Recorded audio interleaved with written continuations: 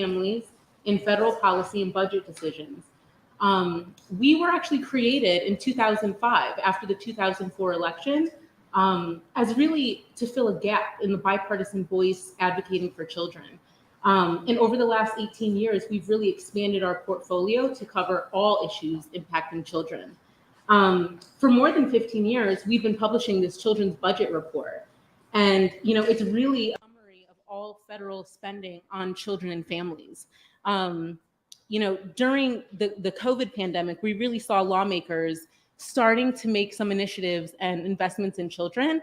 But since, over the last few years, we've been realizing that those investments and the passion behind investing in children and securing, health, safety, well-being of our children has really declined. So today we feel like this is a really important conversation to have. We feel like our children, our country is really at a crossroads. And so, we're happy to welcome a panel of great minds to join us today and really dig into the analysis of the report and to really forecast future federal policy as it impacts children and families. Before we get started, I just want to acknowledge our funders for making this event and this report possible. I'd like to acknowledge Wellspring Philanthropic Fund, Oak Foundation, GHR Foundation, the Annie E. Casey Foundation, the Packard Foundation, and the Robert Wood Johnson Foundation. We'd also like to give a special thanks to Senate Budget Committee, to the Senate Budget Committee. Chairman Whitehouse could not be with us today, but we'll pause for some brief pre-recorded remarks from him.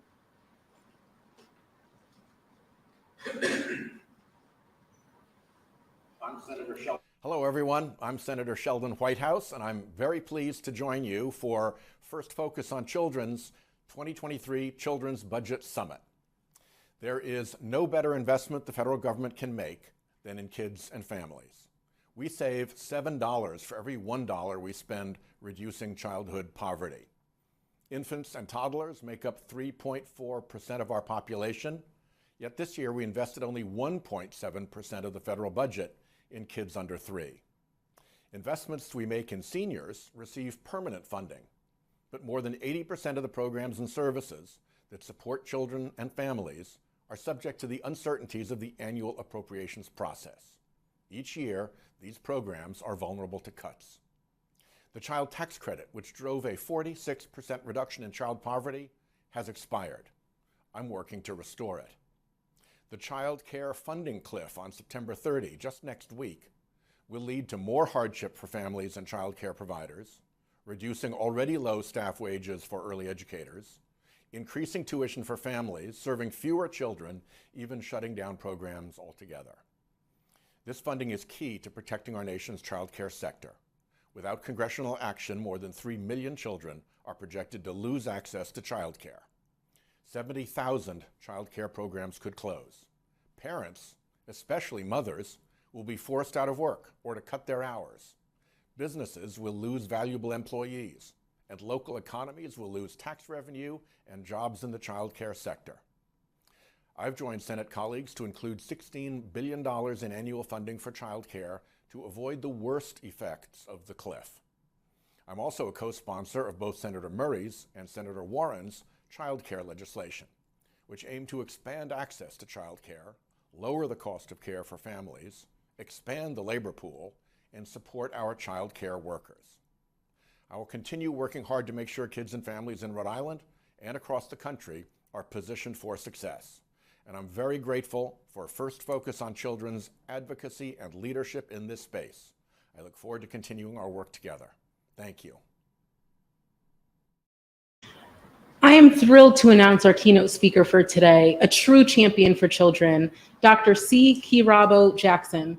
Dr. Jackson, one of the leading experts in the economics of education, was recently appointed as a member of President Biden's Council of Economic Advisors. Dr. Jackson is the Abraham Harris Professor of Education and Social Policy at Northwestern University.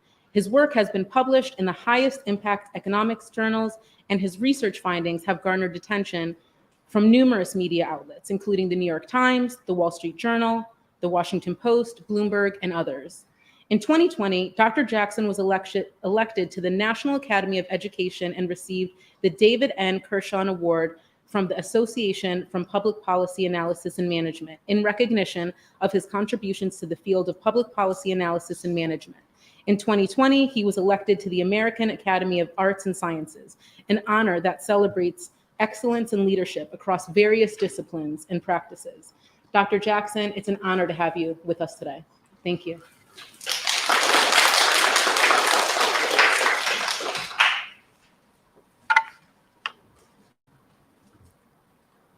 Well, thank you for having me, and thank you to everyone who's put in hard work to make this event a real thing. And also thank you all for the work that you do. It's really important. I am thrilled to be here at a summit focused on the importance of investing in children. By way of introduction, before joining the Council of Economic Advisors, I was a professor at Northwestern University. Much of my research had focused on key questions, one of which was, does money matter for kids? And specifically, does school spending matter? Now, I don't have to tell anyone in this particular room what the answer to that question is, but a lot of what I've been doing for the past 20 years has been trying to create the most rigorous, high-quality research documenting the benefits of investing in our children, both in terms of their short-run outcomes and their long-run outcomes. So today, I'm going to talk a little bit about that research and what it teaches us about how we should invest in our children. And then I'm going to sort of remind us how we can see these priorities reflected in the actions of this administration and the work that we have ahead of us.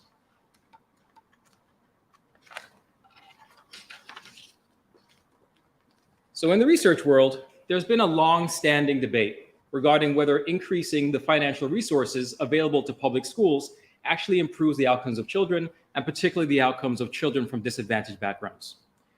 So there are really two main arguments made by the skeptics of increasing school spending.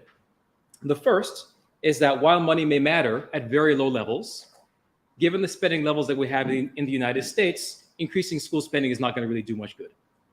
The second argument is that the differences that we observe between those from advantaged and less advantaged backgrounds has to do with things that happen in the home, and as such, the government has very little to do about that. But it turns out neither of these arguments is consistent with the data. Now, I don't want to bore you today with details about methodology or go through the history of the research, but I'll just give you the punchline, which is that money matters. It matters a lot. It matters for the most vulnerable groups, and beyond that, it matters exactly how we spend it. So working with co-authors in 2016, we published a landmark study on school finance reforms. So we document that when money flows into schools as a result of the passage of state school level finance reforms, these schools improve in ways that allows them to better serve their children. More money led to lower student-teacher ratios, increases in teacher pay, longer school years, and all of this means more time for learning for students. Importantly, we showed that the students who attended these schools after these reforms had markedly improved outcomes later on in life compared to students who attended these same schools before the reforms. They had more years of educational attainment, higher earnings, and lower levels of adult poverty. Importantly, these benefits were particularly pronounced for children from lower income families. So one of the key findings that we found was that these investments actually pay for themselves, which is to say that every dollar that we invested in the public school system paid off in terms of $2 additional in earnings later on. So in sum, when we invest in public schools, they're better able to serve our kids, and it is worth the expense. So since then, I, along with some co-authors and other collaborators as well, have done a lot of additional work to establish that this relationship is indeed a fact. So let there be no doubt that money does matter, and that increased spending in schools and also elsewhere meaningfully improves the outcomes of children in both the short run and in the long run. So moving now beyond the question of if money matters, the next step is to figure out how we should spend it.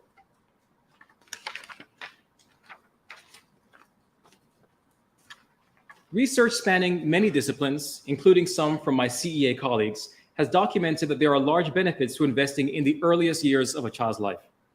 Early experiences in education and childcare are influential for children both in the short run, in terms of things such as school readiness, socio-emotional development, and cognitive development, but also in the long run, looking at outcomes such as educational attainment, executive functioning, reduced criminality, employment, and earnings. For example, in work that I've done with Dr. Rucker Johnson, we find that children who had access to Head Start when they were 4 years old basically earned about 10% more than children who had no such access at that same age.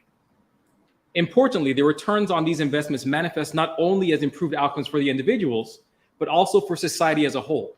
We see this in terms of improved public safety. We see this in terms of greater productivity and greater economic growth, things that benefit all of us. So mine and others' research shows that programs targeted at the early years have the greatest potential to generate these large individual and societal benefits, and ultimately they do pay for themselves. Moreover, it's important to point out that when these are well deployed, these investments can advance both economic efficiency and also equity.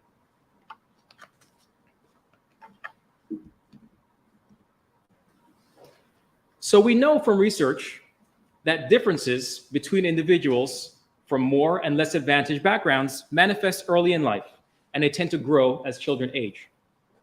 In co-authored work, we show that counteracting these inequities means investing early in children, particularly those from under-resourced communities, and basically continuing those targeted supports and sustaining them over time.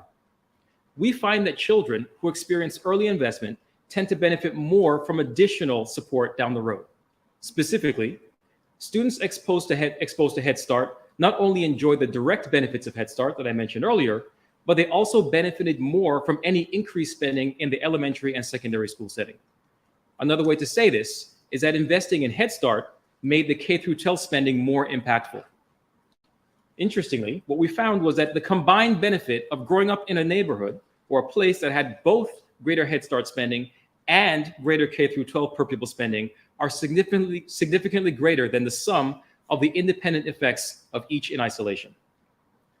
So I think this is an important lesson to apply to our thinking about funding for children across all ages. It means that not only is the initial investment important, but sustained investments is the key to making our federal dollars work the hardest for children and for the society more broadly.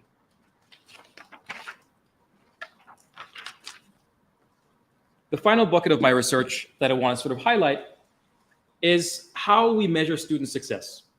So researchers have long been constrained by the types of data and the quantity of data that is available to answer important questions. This is particularly true for the measurement of children's success. The tradition in economics has been to use the best measure available, which is typically test scores, as a measure of progress. But I think as parents, teachers, and former students, we all know that test scores are a noisy and largely imperfect measure of overall success and a sort of flawed measure of well-being in a general sense. So I've made a push in my own research, and I encourage others to do the same, to expand our definition of success when it comes to children outcomes. So for example, in some work that I've done using data from Chicago with co-authors, we find that some high schools are really good at raising students' test scores. Other high schools are very good at improving students' socio-emotional development, but it's those schools that are able to do both that really have the largest impact on students' long-run outcomes and measured by educational attainment and likely earnings down the road. So our students are whole individual people, and we should treat their progress accordingly. As such, I would argue that in addition to test scores, which is an important component, we should focus also on measuring and also promoting socio-emotional outcomes, such as and also behavioral progress. And these are all metrics that allow us to best capture and nurture the entire child. Now, this is what we know from research. So I want to pivot and talk about how what this means in terms of real-world applications, and specifically how the actions of the Biden administration reflect our commitment to children of all ages. So first and foremost, I want to talk about childcare, a topic that I know is top of mind for many of us here in the room. And I want to emphasize that a strong childcare system is critical to ensuring the well-being of our young learners, their parents, and their communities. Accessible, high-quality care for the first several years of a child's life really helps foster the positive developmental outcomes I just touched upon, but it also allows flexibility for parents to return to work in a meaningful way. At the Council of Economic Advisors, we've identified 4 key challenges to address in the childcare market.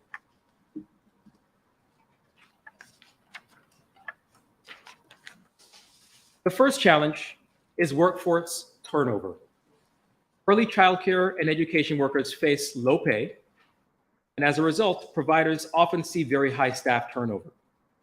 This is particularly problematic in this sector because child-caregiver relationships are really important, and staff continuity are very important ingredients into the early childhood education space. Since the pandemic recession, the care workforce has been relatively slower to come back relative to the rest of the workforce. And moreover, these care jobs are held disproportionately by women and people of color. The second challenge is providing high quality care is expensive. Early care and education is a labor-intensive industry, and it's reliant primarily on parents' tuition dollars for revenue. What this means is that providers have limited options to cut costs or raise revenue, and in order to make the kinds of changes that would be necessary to provide care of high quality at reasonable cost. The third challenge is that most families simply cannot afford the full cost of childcare, or at least the full cost of high quality childcare. So when childcare prices increase, many families, particularly those from low-income families, are forced to forego market-based care altogether, having to rely on parental care, informal sort of arrangements, unpaid care, and often lower quality care, unfortunately. According to the 2019 National Survey on Early Care and Education, households in the bottom 20% of earners who are paying for childcare are spending about 33% of their budgets on childcare. Even the top 20% of earners are spending 10% of their income on childcare. To address this pressing concern, President Biden's childcare agenda aims to keep care spending down to 7% of the family income.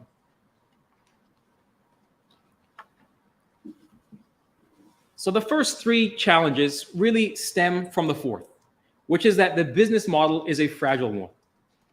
The early care and educational provider landscape is made up of many small firms. Oftentimes, these are sole proprietorships that face startup costs and thin profit margins. Sustaining a childcare business at all is financially challenging. Moreover, it's very hard to build a business that offers the level of quality that research says is necessary to really get the developmental benefits that we need at a cost that a typical family, let alone a low-income family, can afford. So the Center for American Progress, I don't know if you can actually see those numbers over there, put together the following estimate of two different childcare centers. As you can see, both charge tuition that are simply out of reach for many families. But the plan on the right makes some changes that we think are going to be beneficial, both in terms of children's development and also workplace quality. They basically have higher pay and smaller ratios of students to adults. As you can see with this example, with a tuition of over $2,000 per month, high quality care does not come cheap. So if the business model doesn't work, how do we offer quality services? How do we ensure the well-being of children? So both the demand side, which would be parents, and the supply side, which would be providers of the market, need attention. Subsidies for families seeking care and subsidies for providers supplying the early care and education both play a critical role in addressing these market challenges. Supply side subsidies tied to the cost of providing high quality care allow providers to invest in costly quality improvements. Demand side subsidies that adjust the price consumers pay based on their income makes it easier for families to accommodate the high quality care into their budgets. This is why the president's efforts at closing the gap between what families can afford and how much it costs to provide high quality care have been comprehensive and inclusive of all types of care. This includes April's executive order on increasing access to high quality care and supporting caregivers, which focuses the federal agencies on the care workforce and family caregivers as a means to increasing access to high quality options. In the bipartisan fiscal year 2023 funding, we secured a 30% increase in child care and development block grants, which helps low-income families afford care, a nearly 10% increase in Head Start, and sizable increase in the preschool development grants to states. And the president's fiscal year 2024 budget proposal calls for historic investments in childcare and preschool and other investments to ensure that every family has access to affordable, high-quality early care. But it's important to note that it isn't just what happens within schools and formal settings that affects children's well-being. Research shows that investments in kids' nutrition, their neighborhoods, housing, stability. These are all things that improve their long-term development. But just earlier this month, we had to face data showing the consequences of the expiration of the expanded child tax credit.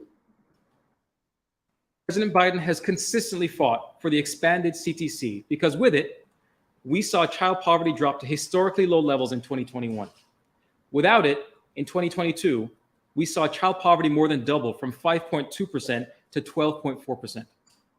This means that families lost an important source of income to feed their families, feed their kids, make rent, pay utilities, and send their kids to school with the materials that they need.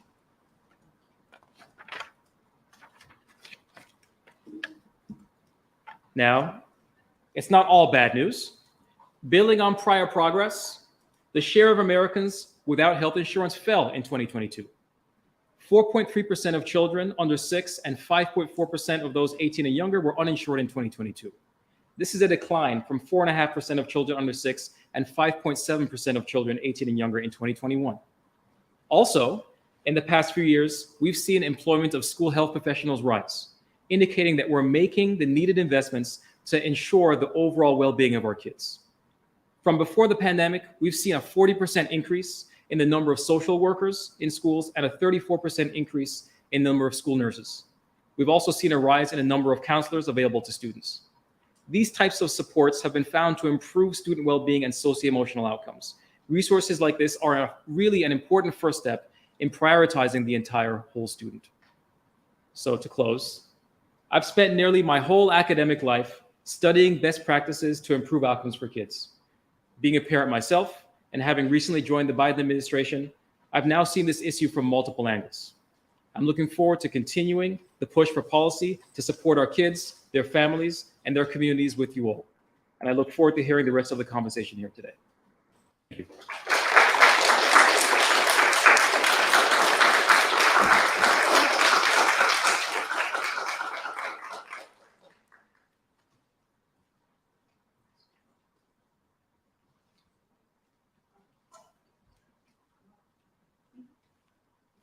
Got it? Do you want my computer? I'm gonna sit.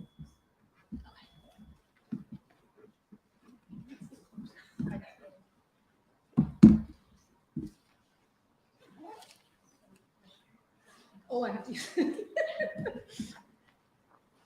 Okay. I'm gonna sit, you guys. Hello. Thank you for coming to the Budget Summit. And Dr. Jackson, thank you for that. That lead up was magnificent. So thank you for that very, very much. I would want to start by saying thank you again to our friends at the Senate Budget Committee and for Senator Whitehouse's opening remarks as well. And I would be remiss if I didn't thank our wonderful panelists who are active members in the Children's Budget Coalition, and you'll hear from them in a little bit. And then, of course, my family and friends at First Focus. This really, really, really is a group effort, this book. And so I thank all of them for the work and time that they put into it. Okay, so I'm going to spend a little bit of time just talking about what you're looking at so you know how to use it as a resource. We really want it to be a good resource for you. And I think it can be. I worked on Capitol Hill years ago, and this book was not available to me. And boy, I wish it had been, because it's a lot of good information in one place. So we've been producing this book, I think, for over 15 years now. And, oh, I better do the slides. There we go. Okay.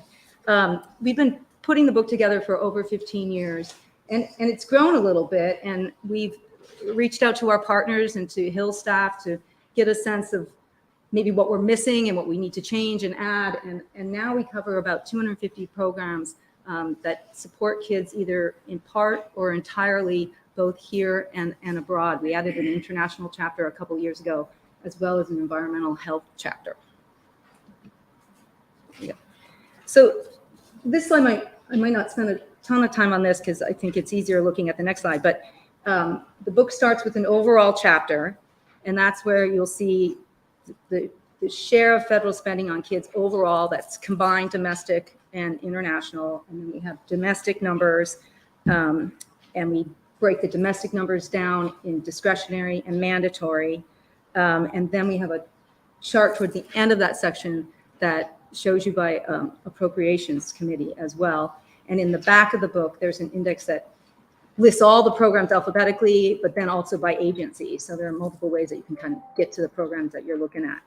I'm going to go to the sample chart here.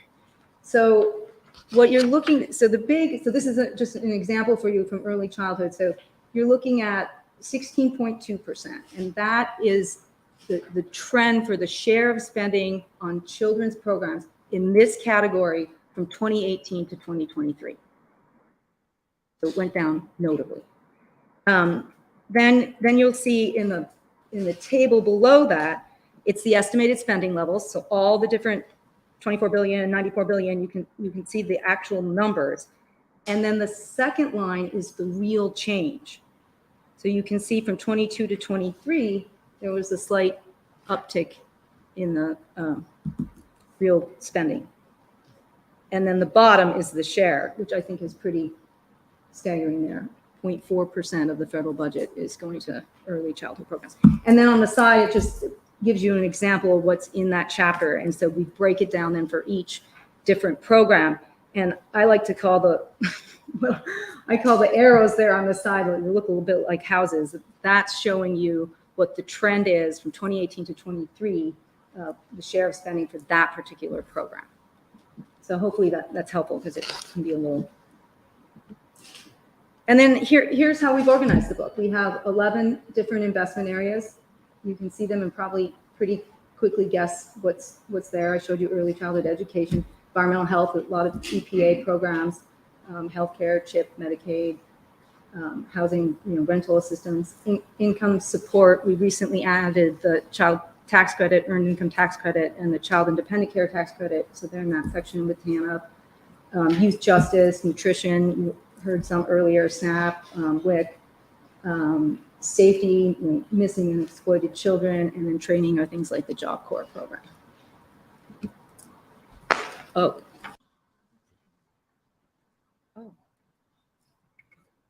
Does that, oh boy, now I sound really loud. Okay.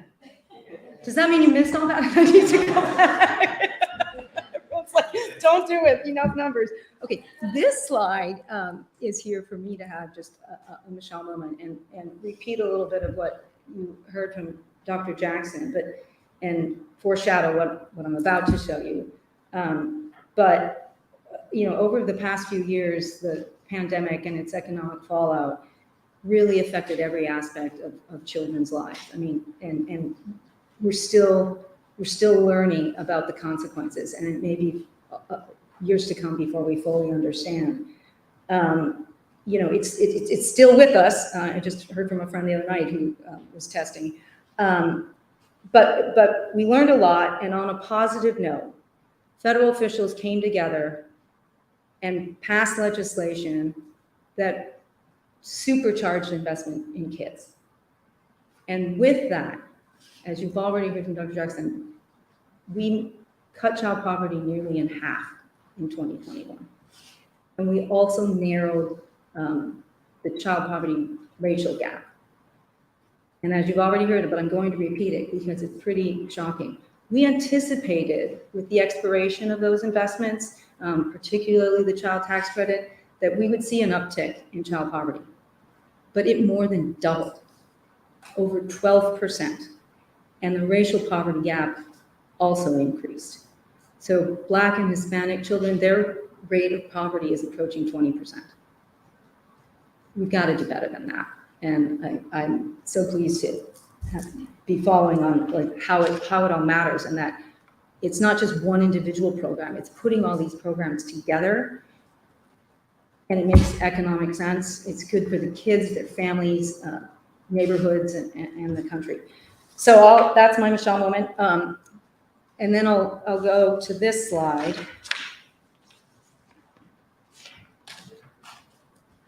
So this is what we have. You can see record low in 2020, 7.56 was the share of spending on kids. So that was a record low. and it was declining. Then we bumped up in 21 and 22, and we were nearly at 12%. And just like this is the combined, so this includes both domestic and international. Now what we're estimating is under 10%, 9.89% in FY23. On a bright note, the president's budget, as you've already heard, has some good programs for kids and would have actually lead to an increase. One thing I would point to again is the inclusion of the child tax credit in the president's budget. So the real decrease that we've seen is 16% from FY22. This is just to show you, it was pretty even. This doesn't include international, but half of the programs went down in share from 2018 to 2023, and half of them went up, but some of that uptick is a little misleading, and I'll get to that for a bit. So we put the income support in here because it is the biggest drop, almost 20%. And again, that's the child tax credit. Have that there.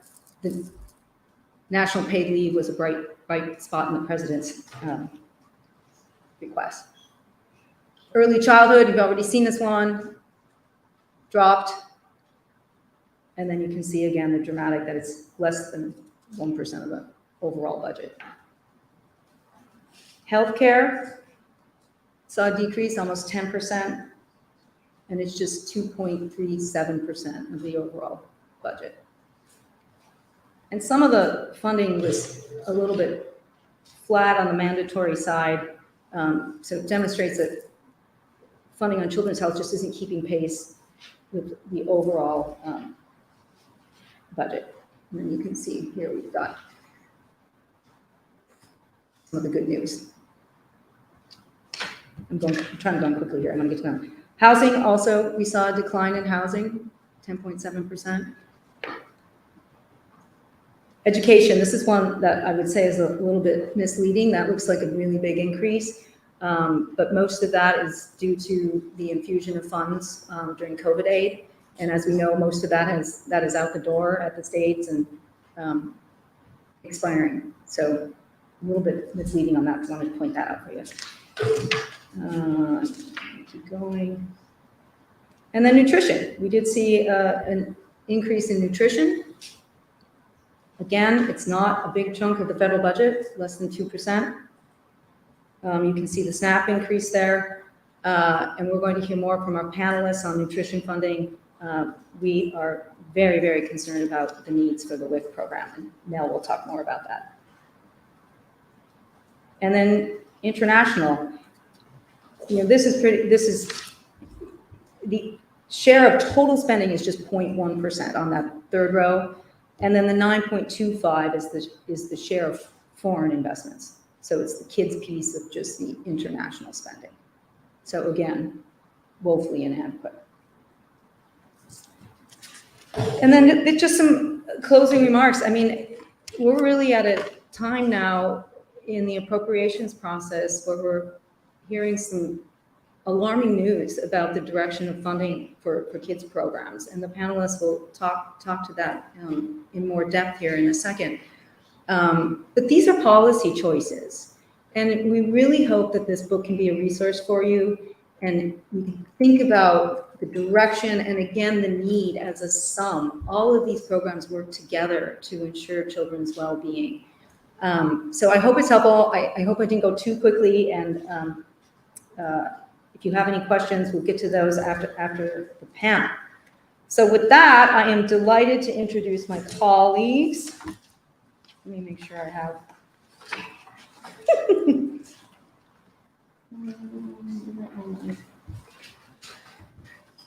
Okay, bear with me. I have you guys here. And I will stand up. All right, you guys, come on up.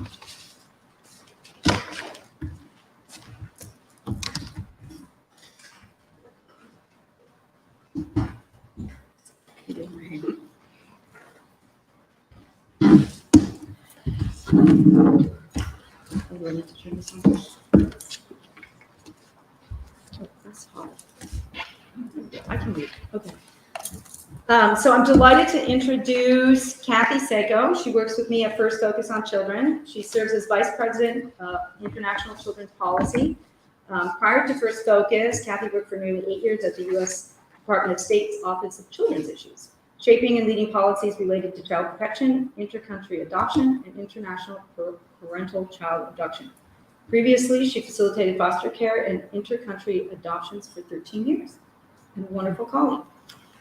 Sitting next to Kathy is my good friend and partner in the Children's Budget Coalition, Mary Nugent. She is a member of Save the Children's Policy, Advocacy, and Campaigns Division, where she leads the early childhood education portfolio for the domestic policy team.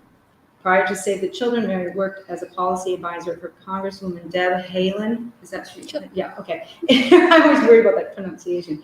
In the House of Representatives, Mary has a PhD in political science from Rutgers. Big Ten has been in the House, where she researched the impact of women in politics.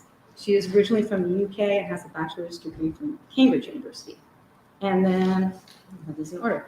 Shaquita Ogletree is the Director of Federal Policy at Youth Villages, also part of the Children's Budget Coalition, supporting government relations efforts in 25 states and the District of Columbia. Before joining Youth Villages, she was a policy associate at the Child Welfare League of America, where she advocated to advance policies, best practices, and collective system change work that have an impact on children, youth, and families. She received her Bachelor of Arts in Political Science and English from Howard University and her master's degree in social work from Georgia State. And then at the end, we have Nell Menifee Libby. I knew that. Okay. Yeah, I knew that. Also an active member of the Children's Budget Coalition. Nell is Public Policy Manager for the National WIC Association, the National Membership Organization for WIC Public Health Nutrition Service Providers. In her role, she works with policymakers in Congress and the administration to build support for its programmatic and funding priorities. Prior to working in maternal and child nutrition advocacy, Nell served as a congressional staff member. So we have a great panel. I'm going to stop talking and let you all start and share what we're thinking about these days and the concerns we have for kids as we're in the throes of FY24 funding and a continuing resolution and maybe a possible shutdown. So thank you, and I'll stop and let you guys take the floor. You want to start? Go ahead. Me? All right. Sure. Y'all hear me? Oh, yeah. Yes, you can. Okay. Hi, folks. Good morning. As Michelle said, I'm Nell Menifee, I'm the policy manager for the National WIC Association. Michelle actually teased a little bit of what I'm going to talk about, but in case you aren't familiar with WIC, we are a public health nutrition program that's targeted to serve really specific stages of life, so pregnancy and postpartum, and then birth through the 5th birthday. WIC delivers targeted nutrients to support healthy pregnancy, to help get mom back to optimal health post-delivery, and to provide really key nutrition support that kiddos need during those early years for optimal child development. We are entering our 50th year as a program, which we're thrilled about, and have been really fortunate historically to receive broad bipartisan support as a program. There has been an agreement in Congress since 1997 to treat WIC essentially as a mandatory program, even though we are discretionary. So that was negotiated between then Speaker Gingrich and President Clinton. And the agreement there was essentially that WIC would receive whatever funds were necessary to serve projected caseloads for the following year. For the first time in nearly 30 years, Congress is in danger of failing to live up to that agreement. In March, when the president's budget request went out to Congress, the White House requested an increase in the funding, which we were really glad to see, to $6.3 billion for fiscal year 24.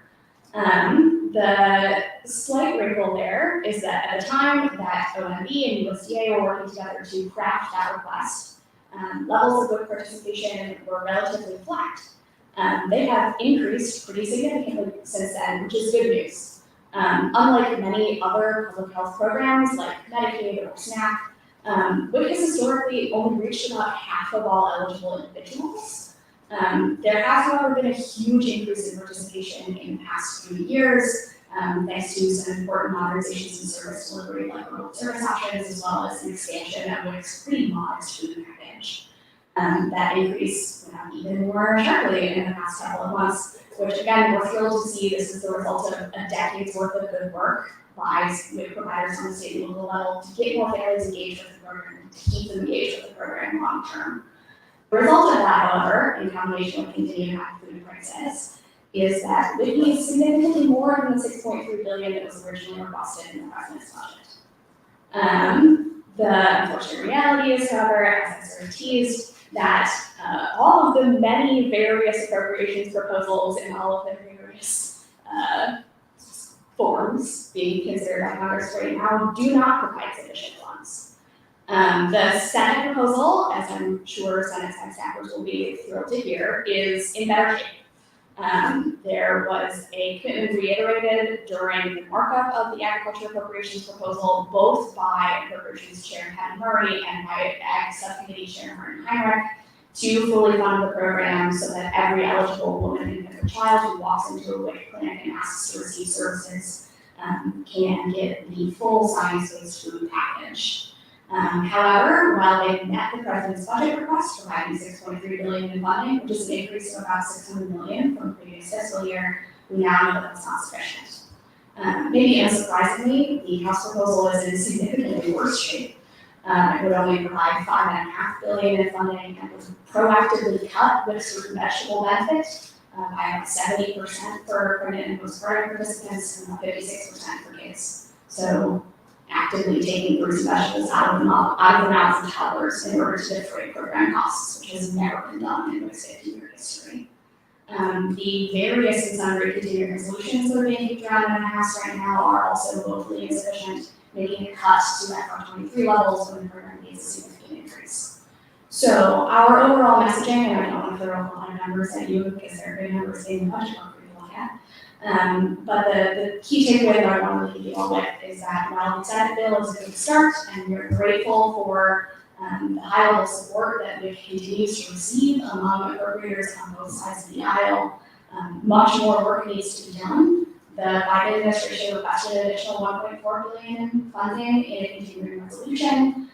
We are agnostic as to where the money comes from or what kind of package it rides in. As long as the dollars are there at the end of the day so that no one gets turned away from the program, we'll be happy. Unfortunately, as it currently stands, if the proposals currently being considered are to be advanced, we would expect about 600,000 current participants to fall off of the program next year. That would mostly be postpartum women, some new moms, and older kids whose very toddlers will be school-age kids. That's unacceptable to our mind, and we really, really urge Congress to make good on that long-standing commitment to ensure that everyone who wants to access will be part of the program. Okay. Hi, everyone. As Michelle said, I'm Mary Nugent with Save the Children.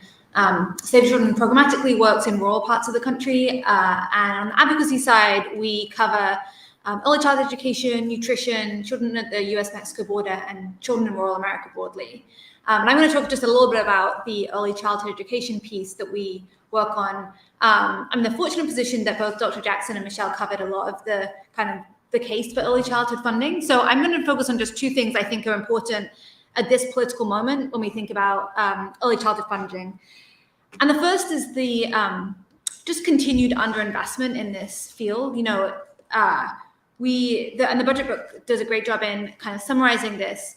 We know that Dr. Jackson outlined just kind of the degree of cost that is imposed on parents if they want to be able to send their child to early education and if they want to be able to work, super high and unsustainable. And yet, even with the limited, so the CCDBG dollars, the Child Care Development Block Grant, provides subsidy to parents, but currently only 15% of families that are eligible, and that's already a fairly low eligibility, i.e. lots of families who really can't afford are not eligible. But even within those that are eligible, only 15% are getting access to those funds. About a third of families eligible for Head Start, and only about 10% of early Head Start. So I think the first key point is that relatively significant federal funds going into childcare, it looks like, we see, in the billions of dollars, but it's only meeting a fraction of families that the federal government has deemed eligible for support. And a much bigger section of families in this country are not eligible for support and really are in need of it. And yet, despite that picture that's longstanding, we've seen the House budget proposing cuts to early education. They propose cutting Head Start by about 6%. This was the original budget. I know there's now additional budgets with even further cuts, but the original budget that came out of the House, which would mean about 80,000 children losing access to Head Start at a time when, like I said, there's already millions of children who need those services and aren't getting access to them. And this is also in the context of, and this is already mentioned too, the expiration of COVID relief dollars. We're seeing $24 billion that have been given to states over the last few years come to an end, the end of next week. And so we're seeing proposed cuts at the same time as we're seeing the important stabilization dollars that were put into the sector expiring.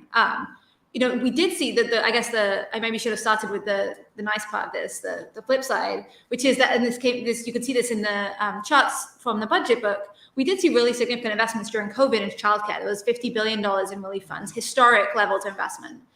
And it's, I think, really interesting to think about what it was that prompted that, because there's been this, like I said, this longstanding need for families. You ask I have a 2-year-old, you ask any family who have young children, they know that this is a real pain point. And we know that from the statistics that we're not investing in kids for their success in schools in the way we could be, and that we're losing workforce participation. So it's a long-standing issue. It's interesting to think then about why COVID was a moment that saw Congress invest in the levels and ways that were needed. Didn't solve the whole problem, but was a really temporary and important injection. I think one of the things is that it was instant and people physically saw on their Zoom screen in the background children. There was something about that moment where we saw overnight millions of kids were without care in ways that we don't normally see. And by contrast, now we have this funding cliff coming in about a week. And despite the phrase cliff, we're not really going to see, it's not going to be the case that next Monday, people are going to try and go to daycare and they'll be closed. That's not, fortunately, that's not what's going to happen.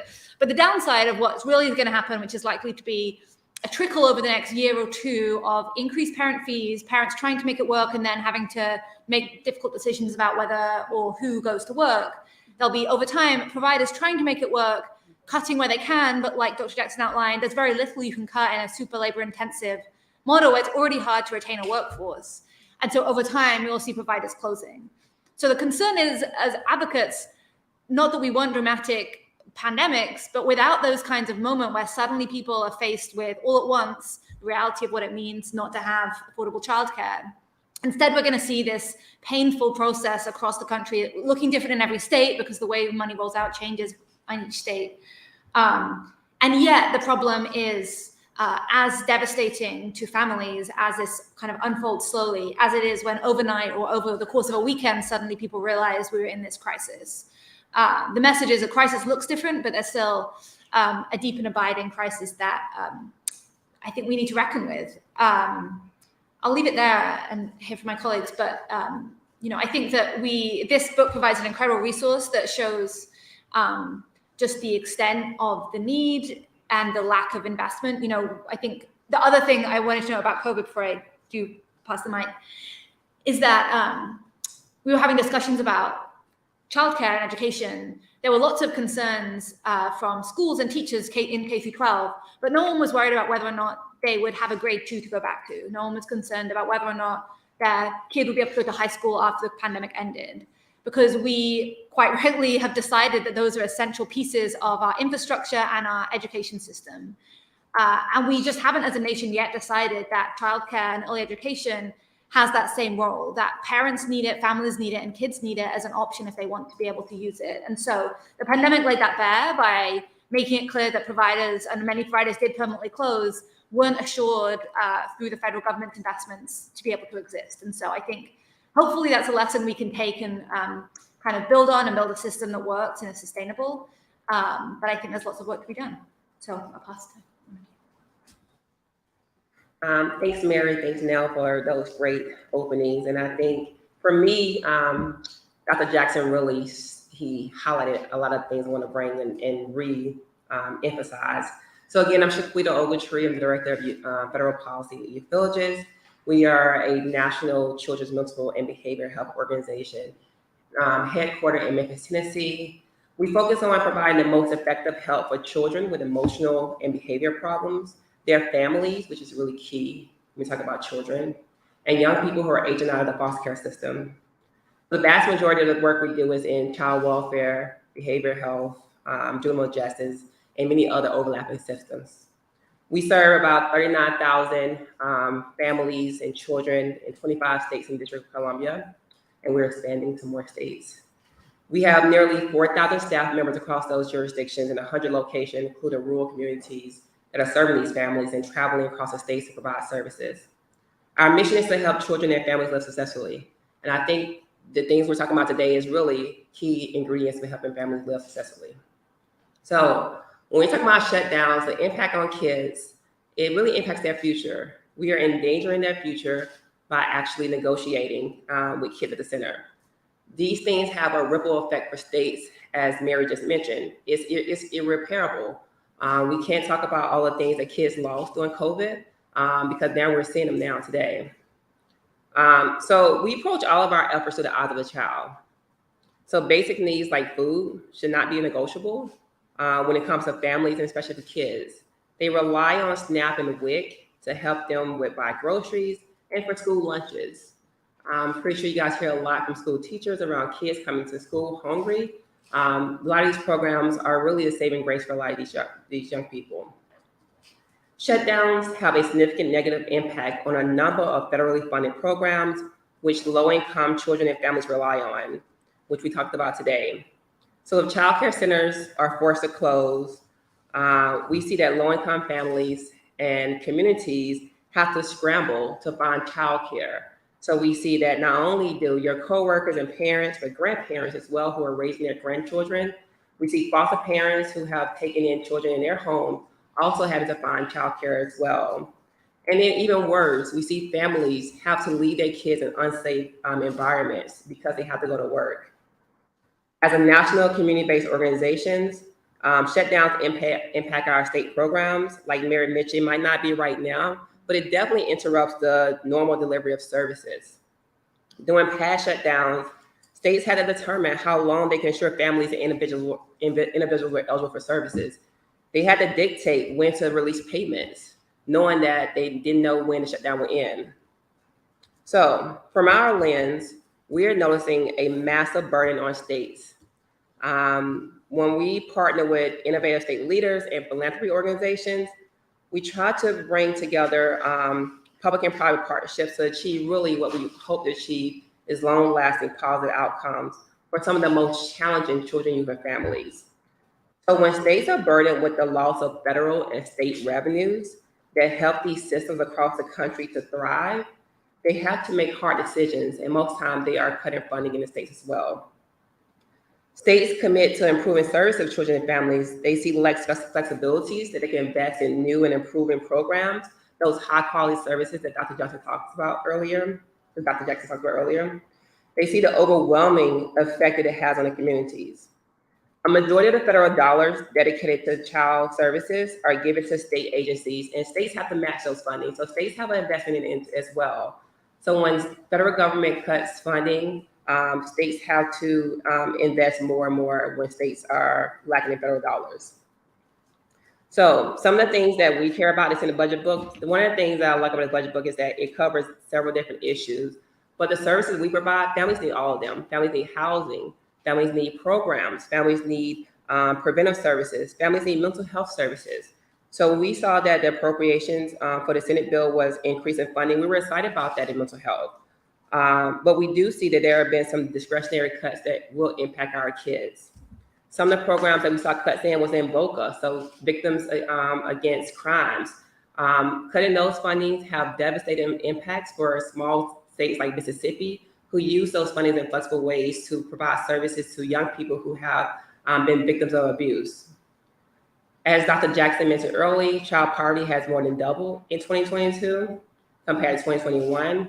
And the causal effect is that those could be increased risk of child welfare involvement. As the child welfare system across the nation is working to reduce the involvement of out-of-home placement for kids, we are fearful that not having a refundable child tax credit and having child centers across America will have an increase in the number of calls that we're seeing in our systems. Poverty and economic hardships put children at risk. Okay, many children are dependent on service funded by appropriation bills, like we mentioned, housing, SNAP, and the refundable CPC. So, as we approach fiscal year 2024, for in 8 days, we must shut down the shutdown, okay? And I'll leave you with this. We have two principles. We have 8 principles, but our first and last principle I think really resonates today. Kids' needs come first always, and we do what we say we do. We need to put our money where our budget is at. So thank you so much.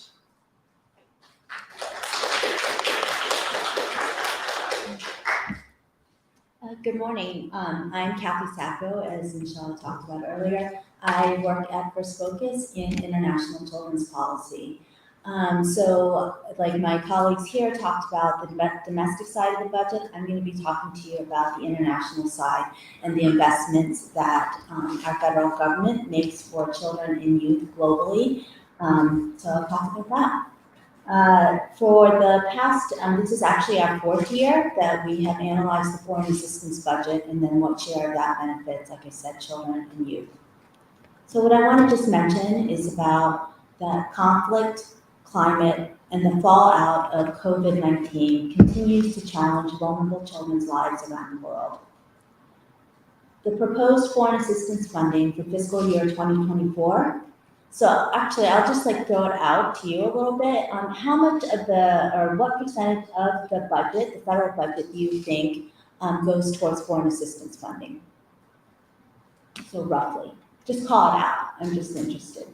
2%. Okay, 2%. Any other guesses? 0.5.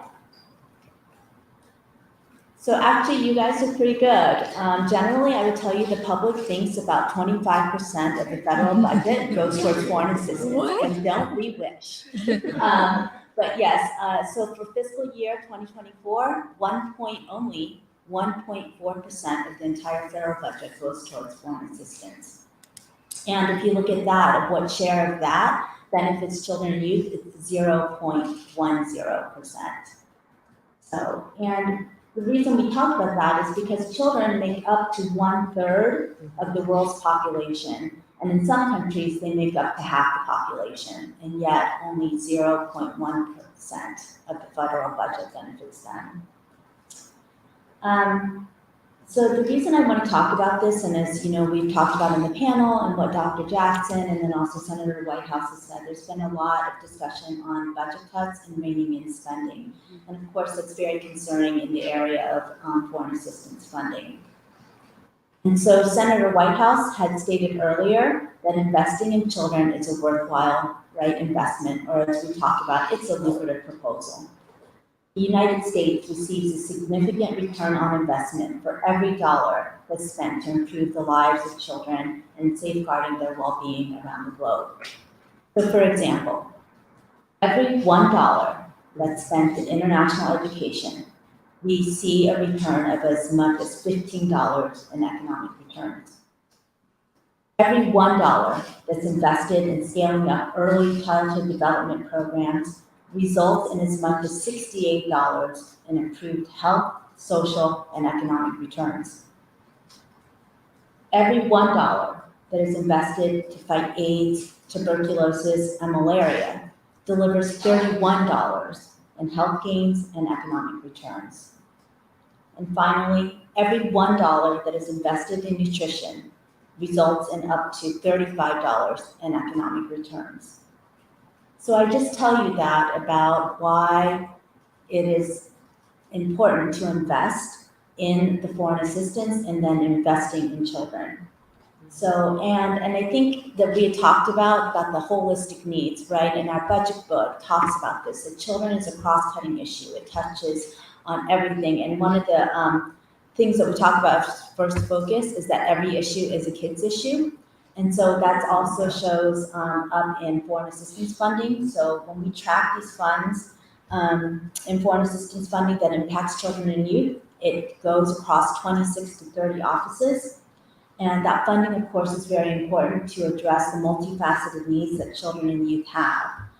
But that makes it also difficult to track the data and then the outlays along with funding. And then along with directives such as education and gender issues, those are funded out of multiple accounts. So what we continue to just push for is for efforts to better track this data, and then also to disaggregate the data by like age, gender, disability, et cetera. Because I think if Congress and the American taxpayer wants accountability for how those funds are invested, then we need to do better tracking and to have better data. So one of the things that we wanted to show was that there's been a slight increase in the share that have benefited children internationally from fiscal year 22, 23, and then for the proposed fiscal year 24. But I think a lot of that can be accounted, some of that increase can be accounted in increased funding for global health security and pandemic preparedness funds. So that drove a slight increase.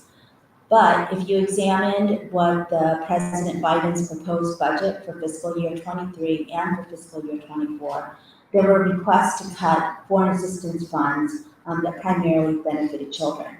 So fortunately, for fiscal year 23, Congress had maintained or increased the funding levels in those accounts. But if you look in fiscal year 24, President Biden's proposed budget again decreases accounts where there's a greater share that benefits children.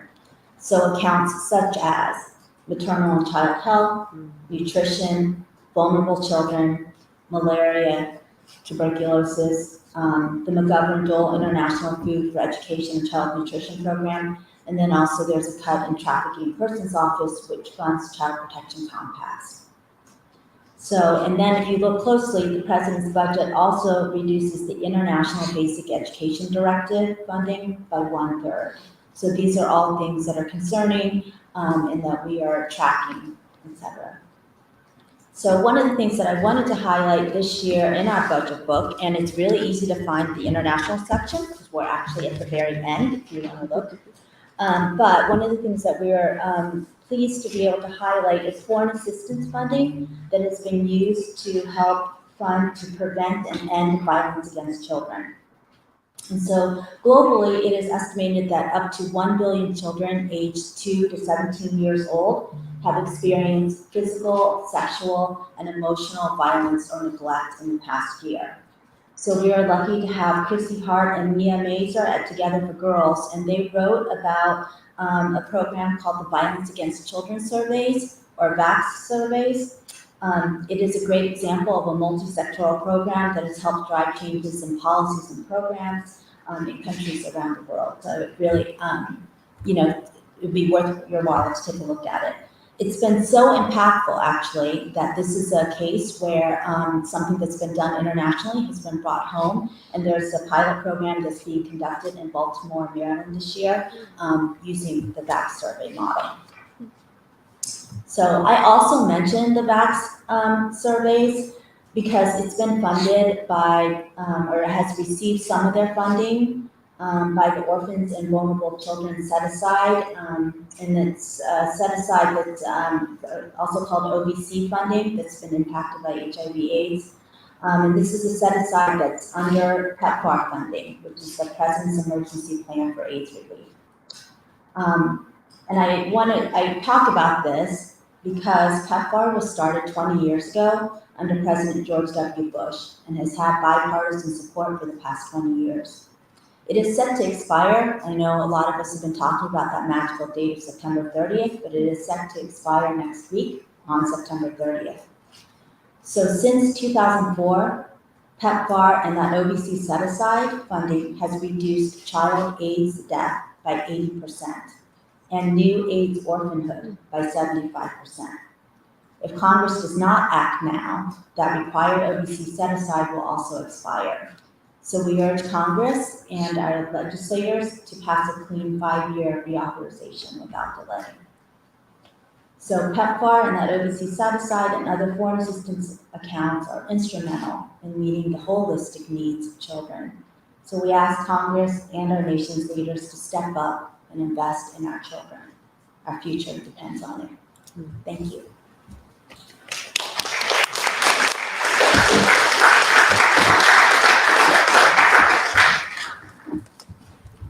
Thank you very much. That was a wealth of information. There we go. A lot of information.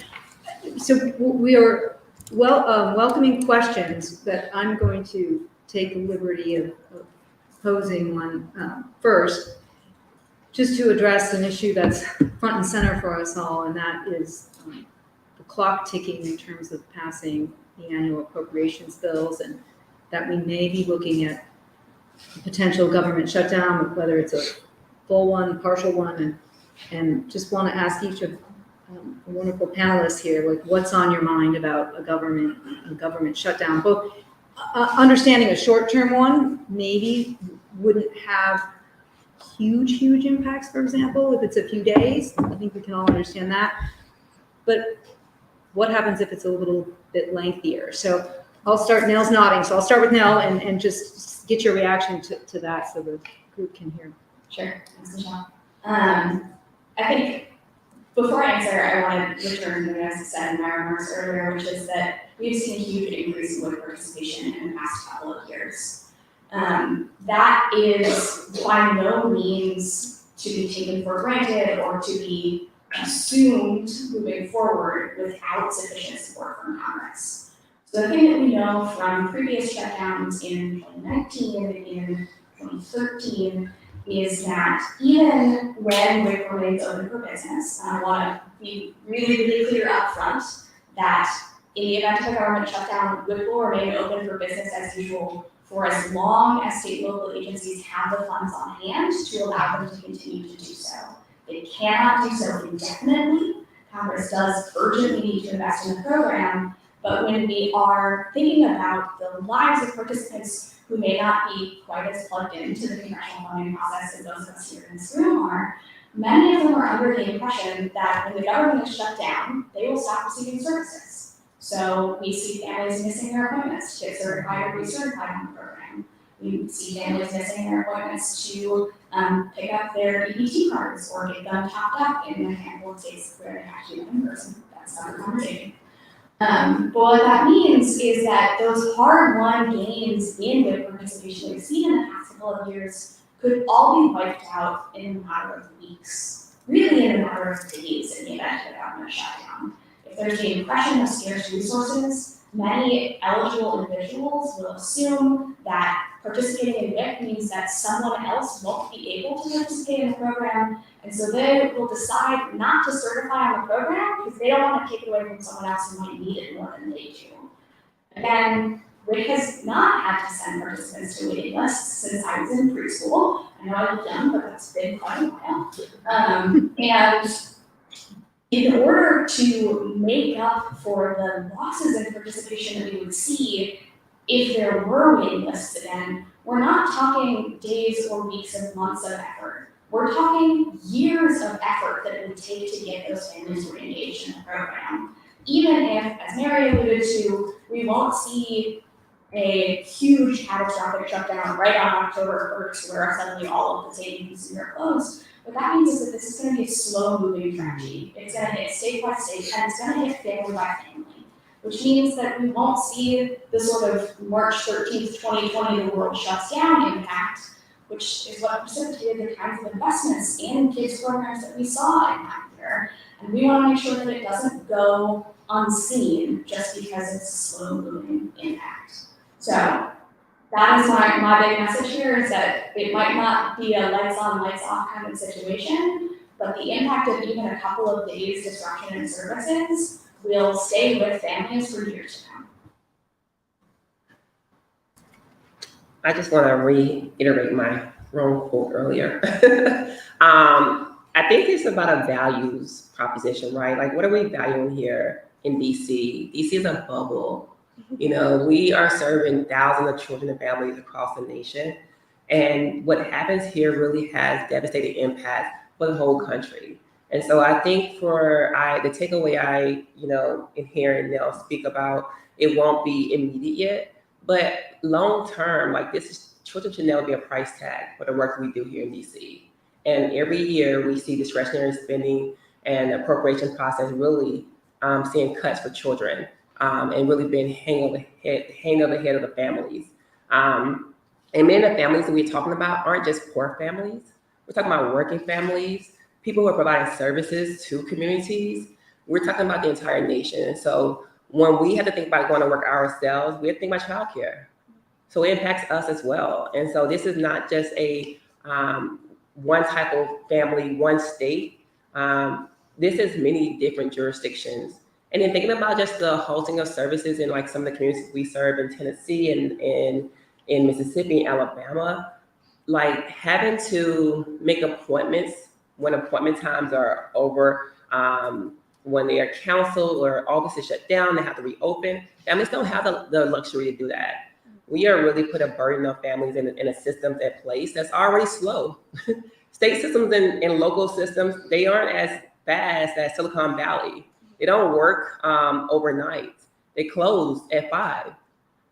And so I think I throw a question back of, when are we going to stop putting a price tag on children? Yeah, I second my panelists on those really important points. In the childcare space, early education childcare space, the impact of a shutdown would be relatively small in the short term.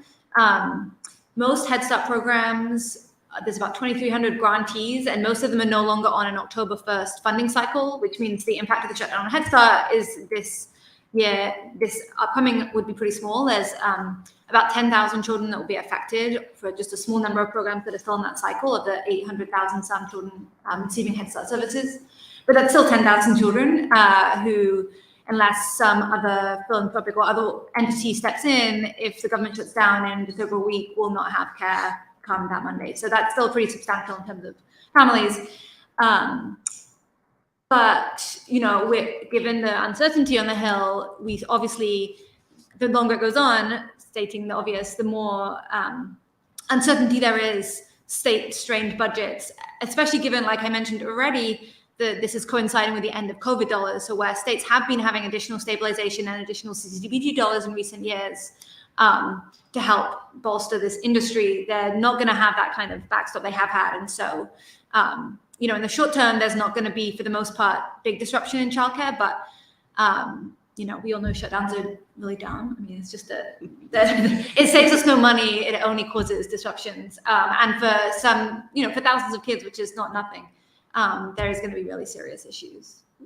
Mary, we might see an impact with some of the federal childcare facilities. Is that you mean like military, like federally run ones? Yeah, federally run ones. Yeah, some of the military. Yeah, I think that's right. I don't know enough about military childcare to really speak to that. But that is probably the most. Yeah, I mean, there's going to be other small anecdotes. I have a friend whose kid goes to the GAO childcare here in DC, and that's already said they're going to be shutting down. And in that case, like in many other cases of many industries, contractors then become the childcare workers are not federal employees, but the center will close down because it's in a federal building. So, so there are going to be, I say on the margins, it's not marginal to people whose lives are being affected, but yeah, there are going to be other, and I imagine there's military ones, but I'm afraid I don't know enough about military things. What do you think, Kathy? Yeah, so on international, I think some of it, because of the way the funding will go, there may not be immediate impact, and if funding has already been distributed, et cetera, to on-the-ground organizations, they may not be as impacted. But I think there's just impacts with new proposals won't be reviewed or won't be funded. The meetings that require, I think we talked about here the importance of relationships and building the connections and things. Those meetings won't happen, and so that all impacts children. I think also for planning purposes, in program planning and things, all that cannot or won't happen. And it's, same thing, I'm going to go back to PEPFAR. If that's not funded, or I think there's a proposal to have 1-year funding, but that makes it very difficult for planning purposes and strategic planning, down the road, et cetera. So those would be the immediate impacts. Thank you all. I would just add, I know I read on the USDA webpage that the Supplemental Nutrition Assistance Program would be impacted pretty quickly. Again, I think it's a cycle of which programs are getting funding right in October. So that program could see some trouble.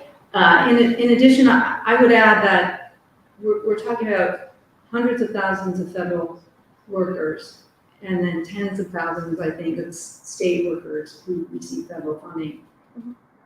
And a lot of those folks are parents and caregivers as well.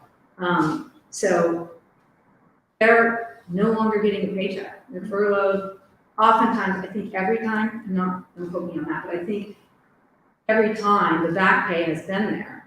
But when bills come due and you don't have an income, that's painful.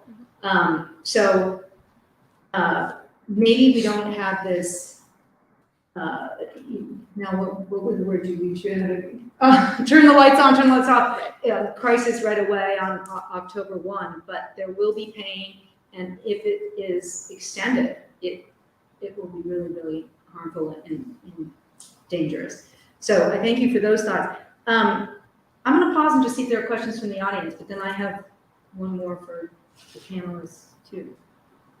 Anybody have anything on your mind?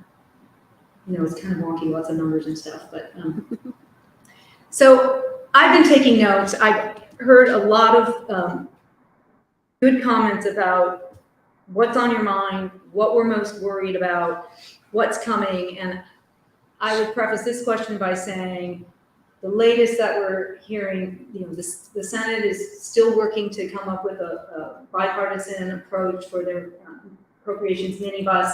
They are also working to maybe take the lead on a continuing resolution. As you've already heard, and you all know, today is the 22nd, the clock is ticking. In the House, they've taken another turn. They've found an in-between top line number that might mean something like 60 billion more being cut. And because there's so many different versions, I'm not even gonna try to do all that math here right now. But what I did read is that there is concern that they don't want to revisit the 10 appropriations bills that have come out of committee. Well, the two left are two that we track. One of the biggest, labor, HHS, and education, and the other is the commerce, justice, science bills. Both have numerous kids programs in them. Mm-hmm. And if they decide, because they have only passed through subcommittee, that 60 billion is coming entirely out of those two, that everything we've heard here, like, stop putting a price tag on kids. I can't even imagine what that means for the programs and services that so many families rely on. So that was a bummer. Now I got to try to get this on an uptick. So my question is, hearing panel, Dr. Jackson, what would you say is one of your big takeaways from today? And just love to hear your thoughts on that. I've learned a lot. I can start. Okay. Well, I will first say that as the daughter of a child education researcher and the sister of a first grade teacher, it was really fun to hear about it. Policy of time and way. My dad was very excited about that. But I was also texting with my partner about how much of this just comes down to the idea that, like, kids are people actually and deserve to be treated as whole individuals with rights, and that is somehow a remarkable or new takeaway in the halls of Congress, which is a little disturbing. But all of these, all issues are kids' issues. The results of each of these programs echo throughout the lives of the kids that our organizations serve. And the length of these investments is really important to keep in mind. These are long-term horizons and decisions that will echo for years to come, because kids are people, actually. They are, in addition to being, future workers, future voters, future whatever, they are people right now, in and of themselves, and deserve to be treated as such and invested in as such. Wow. Those two bills are really key to a lot of the families we serve and the programs that we monitor. And I think the shutdown also, it delays reauthorization of some really key bills that we're actually hoping Congress will pass that are bipartisan. It's amazing that the things we're talking about, everyone agrees with. Like, we want to give families subsidies for housing. We want to help young people make sure they don't end up in homeless or in bad situations on the street. We want to make sure that kids aren't abused and neglected, and we're providing preventive services to their families to have stability and have community. So these things they are no-brainer. And so when I think about those two bills being the last two bills and being held up, again, what is our shared vision for children and families and communities? We've been through we are in a housing crisis. We're in a mental health crisis. And these things are stressors on families. Families are going to systems and saying, I need help and support. And we're, as a system ourselves, are saying, no, we can't help you. Wait till we get through the negotiations on the budget. That's just unacceptable. And so I think what I'm taking away today is that these things, we all can come and agree on these things, and they should not be the last two bills that ever is decided on. And that children deserve better, and their families also too. And so I'm very hopeful that we will not see a CR, but if we do, we want to see those increases in the president's budget. And then those bills that we care about, like Title IV-B and CAPTA, to prevent child abuse and neglect, to really be reauthorized and have strong languages that we've seen in the past year be introduced bipartisanly. So thank you. I think the thing I'm left thinking is, as advocates, as staffers, as people in this policy space, how we balance the really real economic returns that these investments in kids bring with, to Nell's point, recognizing that children are humans who deserve investments and families' lives matter in the moment. I was really struck during Dr. Jackson's really wonderful presentation about some of the nuances that he talked about in terms of what are we looking for in terms of outcomes for kids. I've been talking a lot with appropriators recently, and there's been I've had lots of discussion with them about Head Start and why this is a really important investment. And some of them said, well, some studies suggest that maybe the benefits disappear by third grade. There's many studies that suggest, like Dr. Jackson noted, that they continue.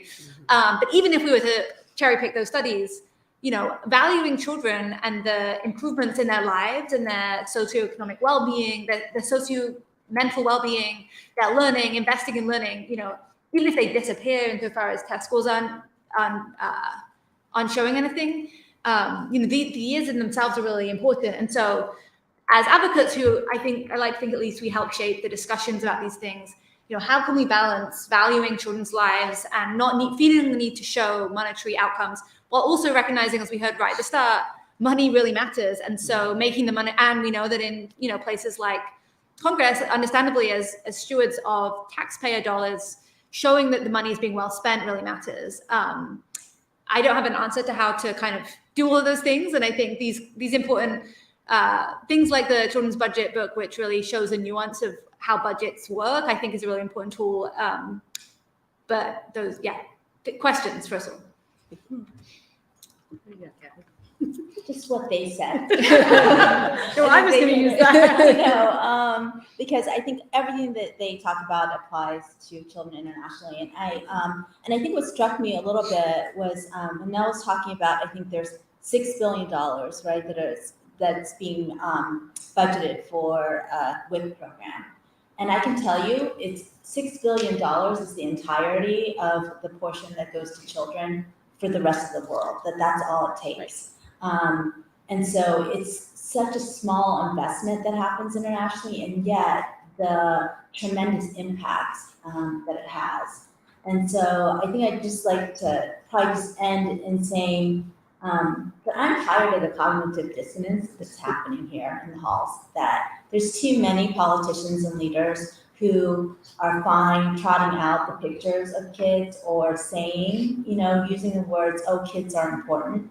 And so what I just call on leaders to do is to step up and say, you know what, if you're saying it's important, or that you have no problem using your photo opportunity to stand next to a child and say, look at me, I value children, then step up and fund, and invest in kids, and do the work and do the right thing. I'm going to see if I can wrap this up and go up a level. I thank you all. You're fabulous, as always. Good information. I think we heard we're going in the wrong direction. The trend is going backwards. Mm-hmm. We heard that when you just do kind of a one-shot increase in investment, you get good results, but they go away. And the investments are linked and it's a long game, and we need to keep working on that. And my colleagues here and their expertise, I think, have done a really good job of kind of knitting all these programs together, and that it really is a patchwork of programs that work together to ensure children can thrive and succeed. So again, thank you. I'll pause one more time to see if there are questions, and otherwise I will thank my colleagues again, and Hannah and the Budget Committee and the Senator, and thank you for joining us, and I hope the book can be a good resource for you.